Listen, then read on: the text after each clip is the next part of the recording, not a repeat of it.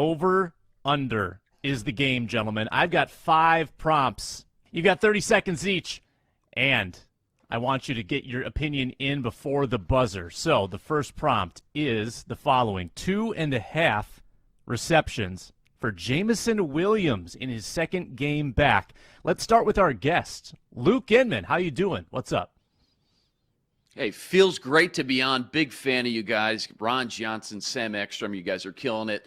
2.5 receptions for Jameson Williams. Vikings can't stop anyone right now from the 20 to the 20, and I think the Lions are finally ready to deploy this first-round pick Sunday against this banged-up secondary. Having said that, I don't think he plays more than 20, 30 snaps in his first game coming off that ACL. And remember, he's more of a big play home run threat than a dink and dunk possession receiver. So knowing he probably won't play more than 30 snaps, I'll take the under 2.5, but don't be surprised if they're both big chunk plays down the field showcasing that big speed.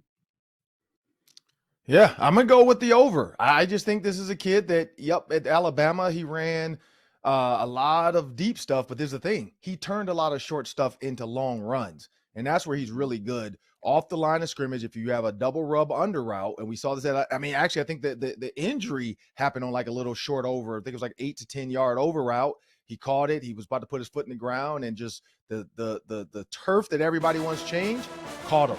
So I'm going to go with the over because I think they're going to try to use him on some of these rub routes, knowing that Chandon Sullivan's in the slot. Last time the Vikings played the Lions, Justin Jefferson held to 3 catches, 14 yards.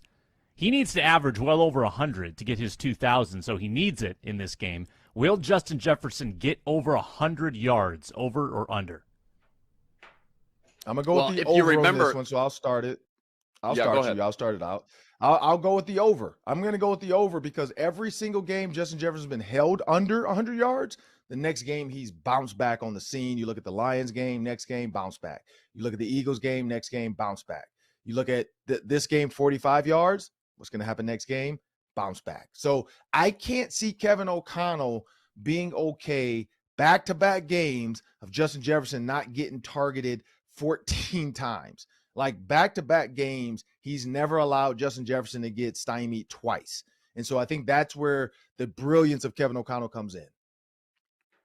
Yeah, if you remember the first Lions game, guys, these Lions DBs, they were just all over our wideouts. I think they were called for 6 or 7 holding or pass interference calls. So I'm just curious to see if they played that aggressive again and take the penalties over the big plays. But yeah, Ron's right. JJ was quiet in that game, 3 catches, 14 yards. Last year, though, he owned this team, 7 for 124, 11 for $182.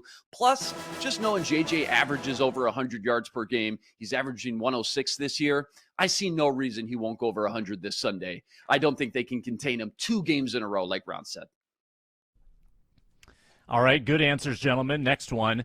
The defensive turnover margin is going to play a big role, as it always does. I've got 3.5 total turnovers in this game for the 2 teams. Is it going over or under that number? Luke Inman, you can start. 3.5 is a lot. But the Lions, they're 12th in the league defensively right now in turnovers. Vikings are in the top 5, believe it or not. Last time these two played, week 4, Goff had 1 interception. Cousins didn't have any, but Dalvin Cook fumbled again, his 3rd career fumble versus this team. So for whatever reason, when he plays this defense, he's got a hard time holding onto the ball. I think between that, knowing both these defenses are just in the top 12 in creating turnovers, I'm actually going to take the over at 3.5. Oh, I'm going to take the under. I think there's a 3 turnover game. I do know that the safeties have been playing a lot better. There's going to be a lot of passing, so there's a lot of chance for tips. Harrison Smith and Cam Bynum have been doing a great job. You heard Cam Bynum in the post-game presser after the game, and he mentioned that him and Harry have been working on those type of plays where, hey, just get it up in the air. Just try to tip it, be a part of it, and somebody's going to be there. And so the Vikings have been opportunistic this season. Strip sacks. We know Kirk Cousins is susceptible to him when he has to get into a passing situation. So I'm going to go with 3. I think 3 is going to be a 1 for Kirk, 2 for Jared. Okay, we got to talk about the revenge angle. TJ Hockenson going back to Detroit for the first time. Over under half a touchdown for Hawk. Ron Johnson, you started off. I'm going to go over. I think he gets a touchdown, if not 2, but I think he gets a touchdown. This is why I think Kevin O'Connell is petty. Kevin O'Connell reminds me of PJ Fleck. He knows little things like that, like coming back home. And it's not just him. You look at Mike Tomlin after the game talking to Cam Hayward, and then also talking about his little brother getting a touchdown in the city their dad played, who had just passed away, and they went and visited his grave. So like young coaches like that pay attention to family type stuff like that, even in game situations, and understand how important they are. Kevin O'Connell knows TJ Hockenson coming back home is a huge, big deal for him. He's going to want to get him something in the red zone. Yeah, Ron's right. The one thing I've noticed all season with KOC's play calling down in the red zone, specifically near the goal line, whether it's Johnny Munt, Irv Smith, or Hawk, he loves to create a mismatch and confusion, showing run, and then giving his tight ends opportunities for those short yard scores. In fact, Hockenson has the revenge game factor on his mind. Ron's right. KOC's going to give him at least a few opportunities to score in his old stomping grounds. I love this prop bet, actually. I think you can find it at 2-1, maybe even 3-1. Give me the over on Hockenson. I think he scores in Detroit this Sunday for sure.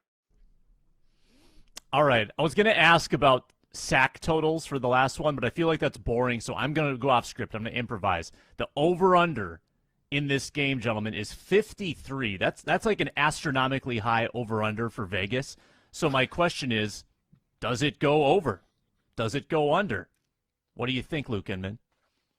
The one thing I've learned when these over-unders are extremely high or low, one way or the other, you lean into it. I'm going to take the over. The Lions have scored over 30 points 6 times this season. They just put up 40 points, and now they got everybody healthy. Again, we know the Vikings have been great in the red zone the last 2 weeks, 1 for 9. The Jets and the Patriots were down in the red zone, but in between the 20s, the Lions are going to be able to move the ball. Expect some more big plays again with Jameson Williams in now. I think I'm going to take the over 53. I, too, am going to take the over. The Vikings defense has given up a lot of yards. Now, they haven't given up a lot of points, but they have given up 22 points last week, and they won. They put up 27. The Lions put up 40. I feel like this is whatever you can do, I can do better type of game. If Jared Goff scores, Kirk Cousins is going to turn around and score. It's going to be a back and forth battle of whose defense in the end can make the play. And let's hope it's the Vikings defense, but I'm going to go with the over as well. I think this is going to be like a 30-37 game or something, 28-35 game. It's going to be a lot of scoring. It's going to be a fun TV atmosphere that people want. Give the people what they want. They want offense. No big hits. We want offense. That's what brings the people, the sponsors, the eyes, the Sports Center, the Locked On Sports, highlights. Everybody wants it. They're calling for it. Bet Online is excited about it. Everybody wants it. It's going to be over 53 points. But I want to thank Luke Inman for joining us today in the revamped Daily 3. It was 3 of us, but we changed it to over-under.